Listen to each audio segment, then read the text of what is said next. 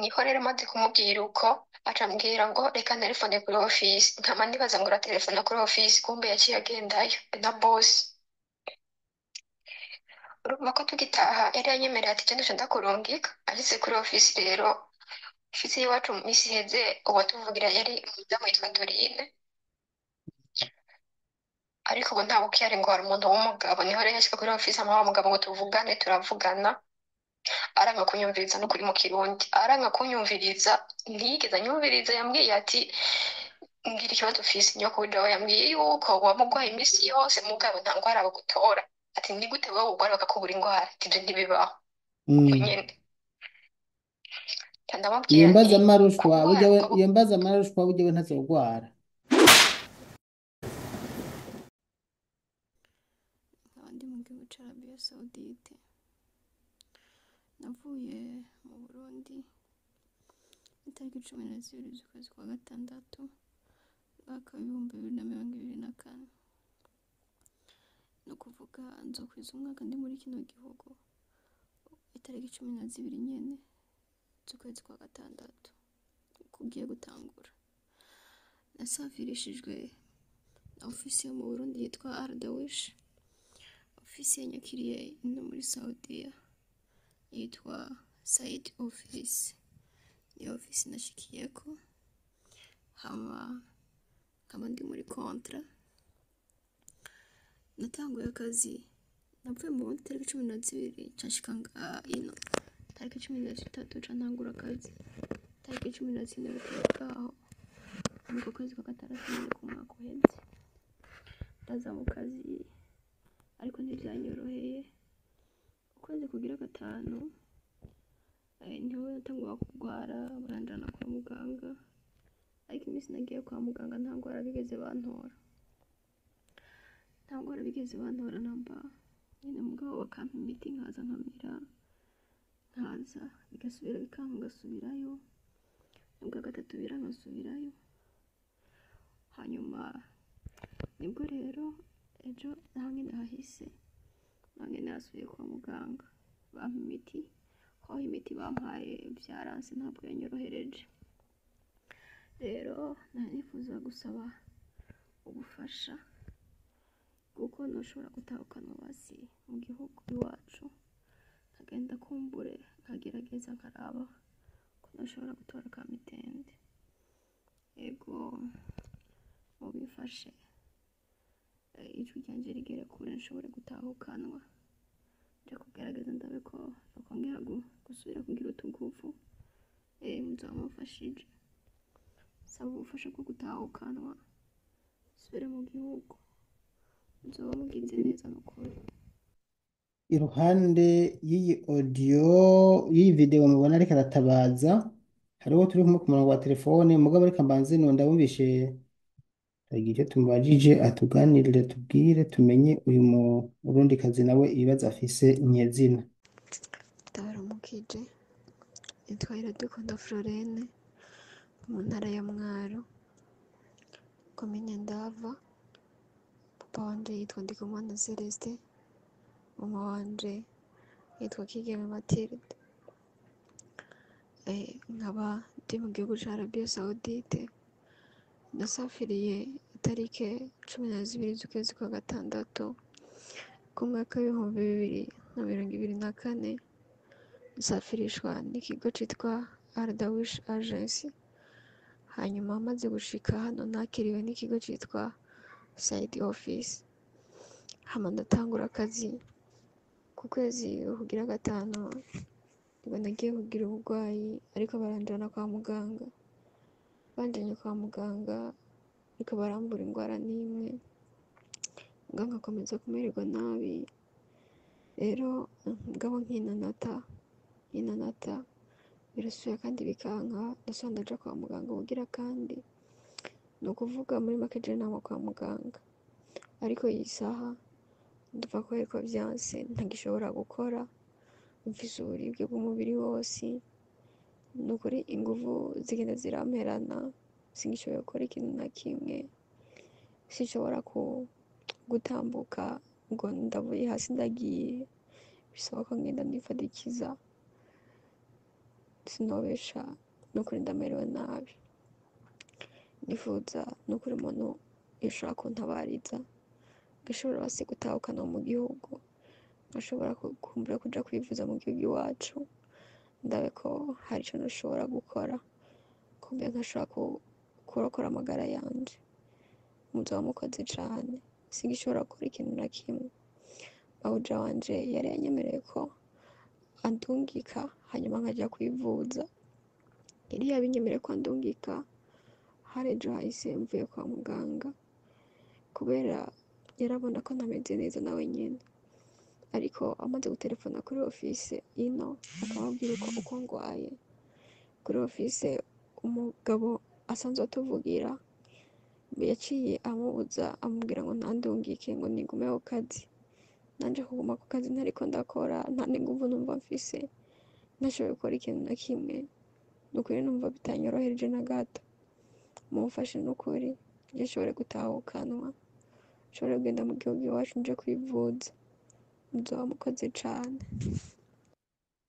Ndamushimiye uyu murundikazi honyine arazi no gutabaza no gutanga umwirondoro. Ese iyaba abandi bose babikora nk'uko yatanze umwirondoro neza, ibi nivyo bintu nkunda gushika ko umuntu yarungitse audio nk'izi nubwo atoba ari ku murongo tugashobora kubigeza kure. Uyu yarungitse pasiporo yiwe ngaha ndayibona, hama ndayihereza aho mbwirizwa kuyitanga, nongere ndabikore ko namara ndabikora kandi twizere ko agiye gutabarwa. Hanyuma rero twari kubakebura ko namwe muhora mubikora gutya batabikora nk'uku yabikoze neza. Ku murongo wa telefone nari kumwe n'umuntu ngaha sinzi ko bamuhamagaye, wowe ukiri ku murongo? Ego niho ndi. Reka twongereze, reka ndakurungike mu vyuma nongereje ijwi hari indani. Sawa, sava. Uri ku murongo, amakuru yawe umeze gute? Umeze neza? Muri bande? Tubwira nawe icyo ugomba kutuganiriza. Amakuru yanje ni meza ndashima. Mm. Ego, Jewe ico na mm. ta Karibu ejo duga kwijambo. novuga Mm.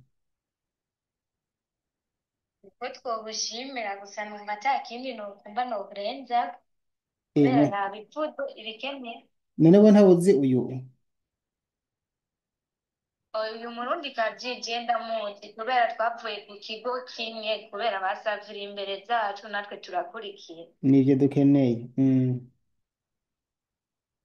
Hama rero twebwe twasafiriye mu nyuma yaho, jewe nta nubwo mbere yahise nimero yiwe, gusa hariho uwundi umugenzi nyene basafiranye niwe Mm. yambwiye ati ko watabarije uwundi reka ndaguhe n'uwu uzomutabarize. Ego, Tumaze kuvugana rero na banza ugende nimbaguhamagaye uce ugaruka, sibyo? eh, Akazi n'akambere ibindi byose bigakurikira mu abantu mwe. Aba bantu bari ku kazi baba bwigore kandi turabashimira kuko si bose barinda ngo banabikore nk'ibi ngo bashobore kuvuga.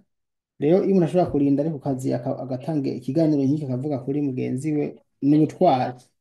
Abandi usanga batinya, emwe batinya cyane. Wagarutse, karibu dada yangu, karibu cyane. Hanyuma karibu dada yangu, karibu nimba wagarutse. Nari nugaye mikrofone. Ati nimba tuba dushaka yuko mwenyine muvuga ati ndamuzi twarabanye aha, hanyuma kumbure tukagira n'ikindi kintu tumuvuze ko wowe muravugana ku telefone uvuze ko ta telefone zifise kwanza ndiko ndakugora. oya nkeya uwo muntu yari amaye nimero yiwe twariko turavugana n'ubu. Mm,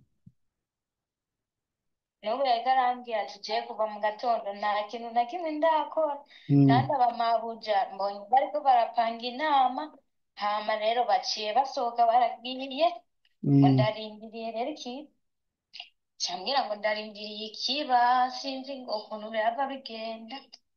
mm. eh mm. Rero ni ukuvuga yuko we mu byo muvuganye none ejo ko atanyandikiye bayandikiye sinamwishyura mu bwoko usanga yanyandikiye vuba sinamubeshe. Wewe ngo mwavuganye ejo? Ah, eh, kubera rero baca bamujana kwa muganga, bamuvanye kwa muganga na buja aca amujana kuri ofisi, umugabo ahari ngaranka kumwumviriza ngo babuze ingwara n'imwe agwaye, nibamugumize muhira, ngo mm, ntibamurungike ngo atahe. mm, Mugana buja we yari amubwiye ati reka we dutahe, tumaze iminsi nkabona ubwo umuremba duca ndagutahana. Kuri mm, ofisi rero bamubwiye ati ntumutahane, mugumizaho. mm, Niyo mpamvu rero yaciye avuga ati je nukuri nabariza hakiri kare woba ukoze. mm. Eh, None wowe wumva ashaka iki? wewe ashaka gutaha arabe ko mu Burundi basi bomuvuza Mm. bakagerageza ku mavuriro yose basi. Muga urumva ino babuze ingwara n'imwe kandi ntakora, aguma ajugumira no guhaguruka n'ahaguruka ni birebire nyene. Okay, shira telefone yiwe ngaha munsi nce mfiyo ndakoce ndamubona byo twaganiriye kuko igituma nkora bino abantu munkurikira mu nyumvirize. Abantu ni benshi ndamaze kubereka mu majambo makeya tuganiriye mu minota 10 uburenzwe ko n'abandi benshi kuko n'abantu benshi bafite ingorane muri Saudi Arabia. Rero iyo ntarishize kwizina ku buryo njya muri research nkandika ugashiduga biragorana ko nshaka gutora kiretse tuvuganye mu mwanya nyene abo tuganira murabizi ntabwo ari urwanko ibi ni kuza ndabisobanura neza unyandikiye hagahera kanya urongera ukandika ugaruza ukongera ukandika hari umuntu tuvugana agaca agaruka mu kanya ngo none ko utamfashije vya bindi ugasanga sinakwibuka. Ikindi kintu nkunda gukora muzoze muracyubahiriza mudahindura amaprofili. Iyo utahinduye profile ndabona profile ko twavuganye mugabo hari umuntu ahindagura amaprofile ugasanga twavuganye mu kanya nakwibagiye canke uje nkarinda gusubira mu byo twaganiriye urumva uwo mwanya ni munini mugo profile utari wigumije ko cenda kubona. So rero ibintu nzo ndabahanura ni kugira ngo bidufashe twese ko dufasha benshi. Ubu numba wa gatatu kuri uyu munsi reka ndabe ko ntugane n'abandi nka batatu canke bane dukwije nka batandatu canke indwi duce turuhuka kubera ubwonko buzaba bwataye umurongo. Rero wowe ndumva nta byinshi wovuga usibye ko nawe uvuga ati usaba ko yotabagwa. Warungitse rero contact yiwe kugira ngo ndetse twiganiriye nawe ariko ko hamagaye rero ndashaka kumbwira ukuntu umeze yego ubu tuvugana umeze gute? mvuga nece ntakoze uberewe covid nta kazi ndakora. Mm. Twibutse twumve ko two tuvugana Ah, n'uri twibutse twumve ko two tuvugana n'uri we. nitwa Iradukunda Florine, Mm. imva mu ntara ya Mwaro komine Ndava. Mm. Ababyeyi banje papa wanje ni Ndikumana Celestin, mama wanje nawe ni Kigeme Mathilde. Mm. Nasafiriye mu kwezi kwa gatandatu k'umwaka uheze itariki 12 Mm. amasafira mva mu kigo cyitwa Ardawish. Mm. Ngeze hano muri Saudiya nakiriwe n'ikigo cyitwa Asaidi Office. Mm. Rero amaze kugera hano kwezi kugira gatanu nibwo natangiye kurwara ariko bakanjyana kwa muganga. Bwa mbere barambuza indwara ariko imiti yo kumfasha barayimpa bikenge, Mm. ariko ndadadaza nyine ku byo umuntu ariko arondera ubuzima ndadadaza nkavuga ni kumbure bizogenda neza. Mm. N'ubwa kabiri n'ubwa gatatu uko nyene rero muri iyi ndwi irangiye nyine narumva ko nameze neza mawuje mbere arananyiriye ati tujye kwa muganga ndavuga ntoye banzirindire Mm. nyine nkabyihoza rero hirya y'ejo none weekend ino ni kuwa gatanu no kuwa gatandatu. Mm. Gatanu ndamubwira nti jane kure numva wanjana kwa muganga arambwira ati ntibikunda muri weekend. Mm.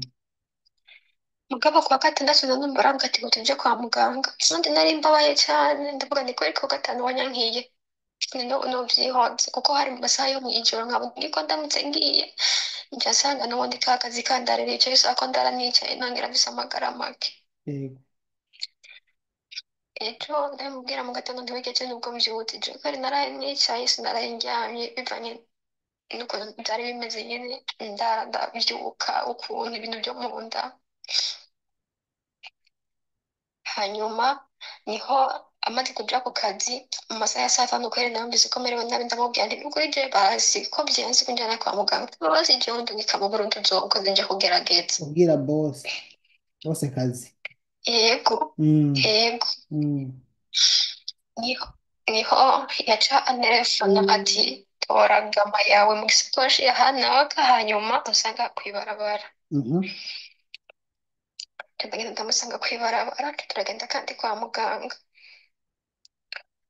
hanyuma ibintu nyine baragiye baramvura rero ibyabo ntabyo dushobora kumenya twebwe ntushobora kumenya ukuntu bakuvura kuko nta birebire bakubaza nta bipimo nta eka hanyuma kandi mpabukira ashobora arambwira ati nta ndwara bagutoye mugabo imiti barayinyandikira mm. hanyuma nca ndataha ndaza ndafata iyo miti hari 14h20 naho ndashika ngaho mvuye kwa muganga ariko arambwira ati iyi miti baguhaye ni iy'iminsi 3 iyi miti nkabona iheze atakikumariye twenda kurungika mu Burundi ati kubera Mm, wamugwaye mm. aho nca ndaryama nawe nyine araryama saa 11 rero abyutse nawe yacambaza ngo wumva umeze gute ndamubwira nti wapi je n'ubu nta kintu kuko n'ibyo nashyize mfungura ibyashoboye kugira muri iyo miti ndaca ndabisubiza hasi ubwo nyene bisigura asho bidaho. Hanyuma, ego niho rero maze kumubwira uko aca ambwira ngo reka telefone kuri ofisi nkama ndibaza ngo telefone kuri ofisi kumbe yaciye agendayo na bosi urumva ko tugitaha yari yanyemereye ati genda ndakurungika ageze kuri ofisi rero ofisi y'iwacu mu minsi iheze uwatuvugira yari umudamu witwa Dorine ariko ubu ntabwo ukihari ngo hari umuntu w'umugabo niho rero yashika kuri ofisi amuha wa mugabo ngo tuvugane turavugana aranga kunyumviriza no kuri mu kirundi aranga kunyumviriza ntiyigeze anyumviriza yambwiye ati mbwira ikibazo ufise nyoko widawe yambwiye yuko wamugwaye iminsi yose mugabo nta ndwara bagutora ati ni gute wowe urwara bakakubura indwara ati ibyo ntibibaho ubwo Mm. nyene ndamubwira iyo nti mbaza amarushwa burya kurwara iyo mbaza amarushwa burya we ntazogwara.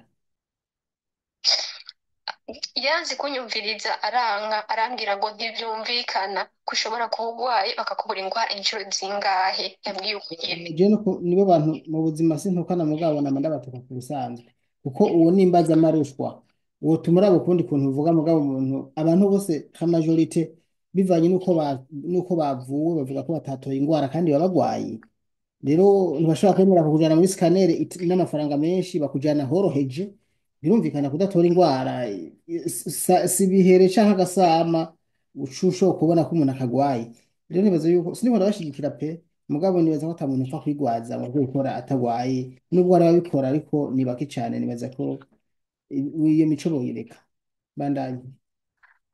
aranzivya ni ukuri rero naciye mpora acambwira ati ko wumva wugwaye mama wanje ati bakakubura indwara ati nanje ngomba amenye ico nkora ati kuri ivyo nje Mm. nagirira iki naciye mpora aca arakupa telefone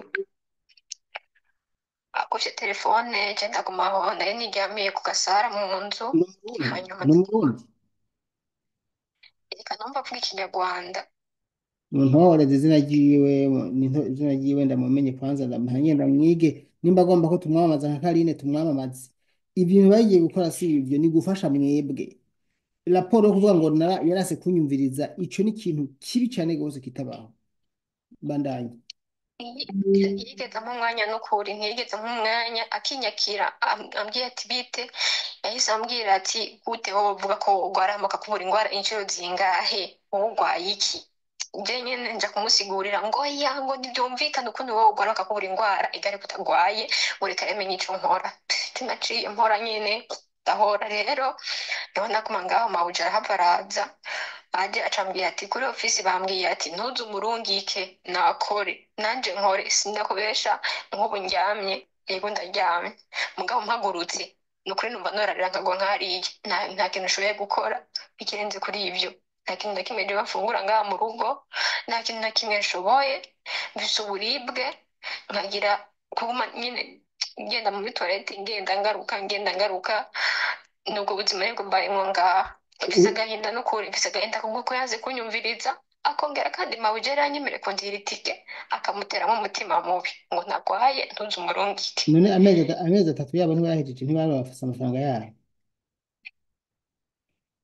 ukwezi uku turimwo niko narangizamwo umwaka, ndi hano muri kino gihugu nokwija umwaka itariki 12 z'ukwezi kwa gatandatu. nyine Kuza kontara yabo warayihejeje amezi 3 yo kugira ngo babahembe warahejeje, ni ukuvuga uruhombo rwari urw'urya mugore kumbura yagiye kuri ofisi babwira ati je sindiha itike reka ndamubahe mwe mumurihire, bumva babahombye sindabizi nivyo niyumviriye, bakavuga ati gumayo gumayo. rero nuko bimeze, je n'ivyo bintu mbayemwo, mugabo nuko nije ndiwufashwa. Ndakugira inama Nabonye ngaha benshi bagira tugihagaze ngaha, ndakugira inama imwe. Urafise nimero za ambasade? oya ntazo mfise n'ukuri. Nca ndaziguha ubu nyene. Ikintu mubwira ca mbere ufate iyo pasiporo yawe uyimuhe, hanyuma wandike message usobanura ingorane zawe, wongere uburungike muri audio. Okay? Niba nahamagara barakwitaba. Ego. Ndabigufasha. Ikintu Ariko kihari. ikibazo mfise, Mm. murabona ko nkoresha imo ngaha kuri WhatsApp baramburutse, sinkoresha WhatsApp ntibikunda. Ya mu Ni mpaka VPN. imo. Ya mu VPN cyangwa uje muri groupe bakwigisha ukuntu ukoresha VPN ntaco. Mm. Ego, ya mu VPN ntabyo uzi nko VPN. Narimenyereye ariko ntaco ntaho kwiga ku buzima bwahemwo ngaha, n'inama ziriko zirabera ngaha mu kanya numva zinteye ubwoba. Nutavyiga biraza kurusha cyane. Ikintu ndagufasha nuko ndagushira muri groupe ya WhatsApp, hanyuma wanyandikiye kuri WhatsApp hajya. Nari nabahaye amavideo kuri WhatsApp yiwanje murayifise. Ndaribaza Ejo erega nturi umwe dada, nturi umwe vraiment muri beshisha. Ivyo urabizi canke ntavyuzi? nsubira ntaco ndabandikire nta na kimwe. Aha wanashaka no mu minota 30 ntuze kuvuga kumbwira ngo ndi naka ngo ndakumenya. Ni ukuri sinza kukumenya kandi ntabwo nkuza rurimo. Ega si wowe nyene. Nama ndabereka message mfise 1000. None mu gihumbi bana 1000 no bamenya gute? Birumvikana mu mutwe umwe birumvikana. Kandi muri abantu barenga 7,000 niko mu bushikanganje bavuze bamaze kurungika hiyo. Nimba ntihenze. None abantu 7,000 mwese mufise ingorane, ofisi zanyu ntizibitaho. Ubu je muri telefone yanjye mfisemo abantu bashika 10,000 na bingahe, kandi benshi nabo muri Saudiya. Message ku yindi kandi nabatahura. Mwarabuze aho mutura, mwarabuze aho muganyira, barabajana bakaza kubata mu gahinga ntibakurikirana, ndabatahura. Niyo mpamvu ntabagirira n'inzigo, nukuri ndihangana niyo umuntu kankavuga hari n'abantu kerega kamenga nanje nje nabarungise hiyo muba munandenganya mugabo umuntu utse. Abavuga amajambo mabi barahari, najye sinobiharira ko mpanda bibona nanje naba nabibonye, kandi gusa Niko bimeze. mw'isi niko bimeze. Umuntu arakora, bamwe bakabikenguruka abandi bakabikengera, mugabo ugera kubikenguruka iyo nawe uguye mu kibazo kanaka. Ako kantu koko ni sawa ko kabisa, ako karigije. Reka rero ndagushimire. Ego. Reka tukivugana nyine mbanze ndakugirira ikintu bita kuguha nimero ya profile yawe iriko umwana sibyo? Oya ndahejeje ndaramukase, gira amahoro dada yangu. Reka ndakurungikire akaudio hano. Akaudio ndaguhaye ni kuvuga ko nahejeje, ahubwo ufyonda kwizo nimero ndaguhaye ziranditse ko ni Embassy of Burundi in Saudi Arabia, hanyuma wandikire ubwire ikibazo cawe, nanje ngiye kugutumikira mu zindi nzira kugira ngo bigire iyo bwiza kugera, hanyuma tari no kuntu wotabagwa. Nibyo, gira amahoro. Inshuti zanje bakunze munkurikira, ndumva ndagarukiza ngaha kuko sino twara umwanya w'ikirenga. Tugize Imana ko twumvise abyivugiye burya ngaha mw'abantu ni urugamba rutoroshe, namwe murabibona ukuntu mba nabikoze ndabikora mubibona byose. Nimuze muradufasha no gusenga kuko ntibyoroshe. Murakoze.